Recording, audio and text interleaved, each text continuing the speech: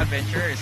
Marami po tayong mga kaibigan na kung saan nagtatanong kung paano ba pumunta sa Tanggal ni Apo, sa bayan ng Bani. Kaya naman, subukan po natin kausapin ng isa sa mga kaibigan po natin para makapagbigay sa atin ng instructions kung paano po pumunta doon. Tara, subukan po natin bisitahin at makipagkwentuhan po tayo sa kanila. Anong pangalan ng lugar nito, kuya? Tanggal ni Apo po. Tanggal ni Apo. Sino na pangalan? Yung mga locals po dito sa barangay ng San Siro. Mula doon sa bayan ng Bani papunta dito, ilang kilometro? Hindi po ako sure. Pero papuntang Dakap Norte. Kilometers po ba? By kilometer. 10 kilometers po.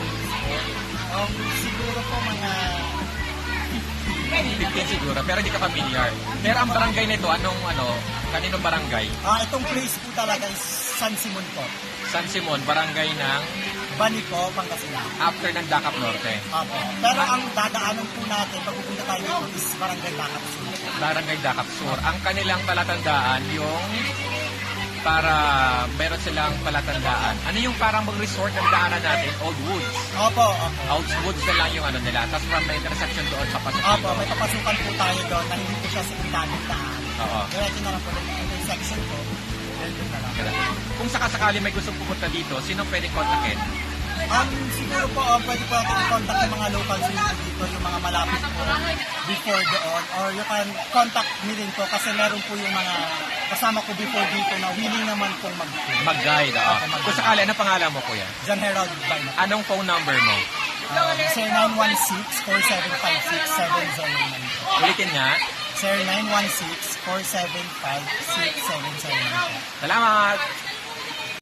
Herald, pahabol. Mula doon sa kanto, kung maglalakad, ilang minuto ulit ang lakaran? Mga 40 minutes po. 40 minutes. Pero meron daanan, ilang rota o isa lang talaga ang daanan? Meron pong dalawang ruta, pero kung gusto niyo pong malibot talaga yung falls, meron po yung mas malayong daan. Yun pero, ang... Yung kwan po, makikita po natin mula sa bungad hanggang dito po sa dulo. Yun ang mahaba. Yun ang 40 minutes. Pero kung sakali, meron din isang rota na mas maiksi. Ilang minutong lakaran kapag yung maiksi? 20 minutes lang. 20 minutes rin lang. Salamat! Yan po ang paalala mula po sa ating kaibigan na si Herald.